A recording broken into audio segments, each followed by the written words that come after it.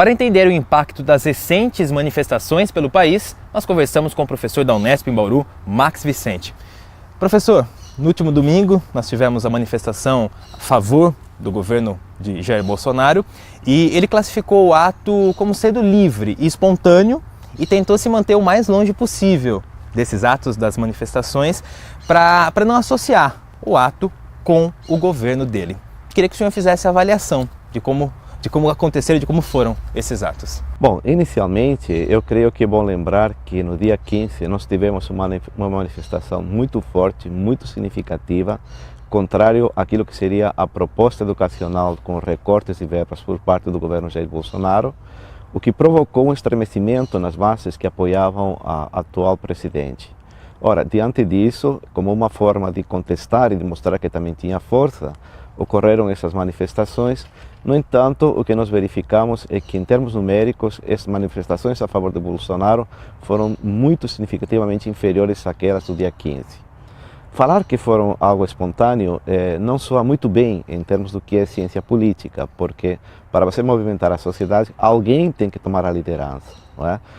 E durante todo o dia, gostemos ou não, o presidente ele colocou nas redes sociais e nas manifestações que ele fez destaques com relação aos movimentos que estavam acontecendo na rua. Logo, não há neutralidade nesse ato de forma alguma. Foi uma tentativa, sim, clara de mostrar que tem força. Entretanto, desse meu ponto de vista, e a avaliação numérica implica reconhecer e falar que foi justamente o contrário. Eles perderam muita força porque esperavam manifestações muito mais massivas e isso não aconteceu. O que aconteceu é que o grupo que segue a Bolsonaro se manteve fiel e foi na rua. Mas, se comparado com, como falei, com o movimento anterior foi amplamente muito mais significativo do que o atual.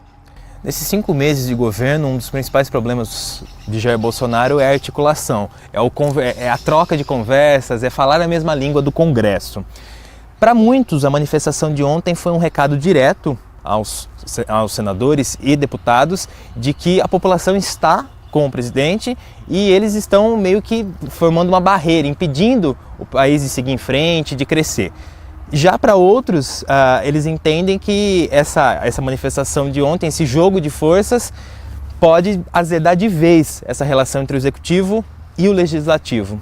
Qual que é a sua visão sobre esse assunto? Veja, particularmente eu creio que a intenção da manifestação era de fato mostrar para o Congresso que ele tinha força. Como isso não aconteceu, na verdade os deputados não vão se sentir acuados de forma alguma diante das manifestações que teve ontem. Muito pelo contrário, vão sentir a fraqueza do Bolsonaro. De tal forma que, sem mudar o regulamento interno do Congresso, a prática tem mostrado o seguinte: você tem que ter maioria para aprovar qualquer lei. Isso implica negociação, em conversas, que não necessariamente têm que ser pautadas pelas políticas antigas de toma cá e dá lá, mas sim de criar uma convivência social e política que permita que o país ande. O Bolsonaro não tem feito isso até o momento atual. Ele tenta impor a troco de nada, ele tenta pautar o Congresso, mas o Congresso representa a sociedade. E a sociedade tem outros interesses, outras propostas, outras ideias para a reforma da Previdência, enfim, para todas as medidas que o Bolsonaro está colocando. E aí está justamente, e aí reside justamente a dificuldade do governo Bolsonaro de entender que aqueles que são contra também são uma maioria e também podem, de alguma forma, mostrar seu interesse e participar da política. Quer dizer, não se faz um consenso, não se faz um diálogo com uma pressão dessas, no caso? Em absoluto, porque, como te falei, o regulamento que nós temos no Congresso é claro, reforma constitucional são 305 votos. Se você tem 304, não passa a reforma, não é? Portanto, você tem que construir uma base, e a base você constitui na base do diálogo e de conversar. Inclusive, se for necessário, não é? Saber ceder no momento oportuno. Não é? Mas isso, por enquanto, está muito difícil de acontecer, porque o que nós temos presenciado é um caos total na parte da comunicação entre o Executivo e o Legislativo. Isso implica dizer que cada um tem sua proposta, seu método de trabalho, suas formas de entender o que é a política, a sociedade, e entre eles não existe um diálogo realmente produtivo. Comparando as manifestações do dia 15 e do dia 26, é possível dizer que uma acabou sendo um resultado, uma resposta da outra? E eu queria perguntar se são realmente manifestações de propostas, defendendo propostas, ou é mais um movimento de polarização, ou seja, o grupo contra versus o grupo a favor de Bolsonaro? De certa forma, nós poderíamos falar que tinham propostas bem diferenciadas, né? A do dia 15, obviamente, o alvo era o corte de verbas para a educação, feito de forma autoritária e imposta pelo Estado, né? Ora, isso é um tiro no pé imenso, porque não existe país nenhum que não saia da crise se não investe em educação. As de ontem, eu creio que de alguma forma expressam a agenda do Estado, né? Por isso que eu não acredito que foram espontâneas. Tinha claramente um endereço, e o endereço era procurar mostrar para o Congresso que o Bolsonaro tem força e que as propostas dele têm ressonância na sociedade. No entanto, como eu falei, em termos quantitativos, essas duas propostas, elas são antagônicas porque expressam grupos diferentes, políticas diferentes, vamos dizer assim, partidos diferentes, não é?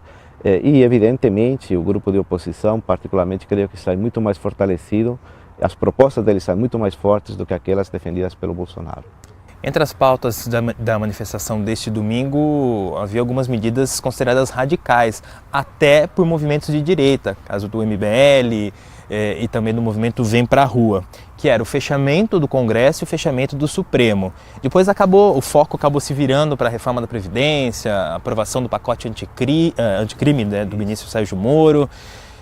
Pensar em fechamento de Congresso hoje é aceitável? O que a gente pode pensar disso? Veja, seria o maior erro político que existe dentro do nosso país e em qualquer país do mundo, não é?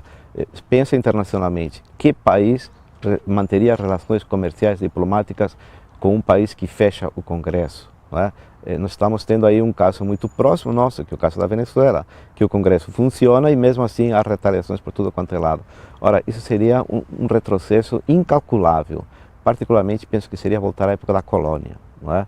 Quer dizer, perderíamos 500 anos da nossa história, não é? Ou mais, não é? O Congresso é fundamental, a democracia é fundamental e os problemas da democracia se solucionam com mais democracia, não é? Não com menos democracia, não é?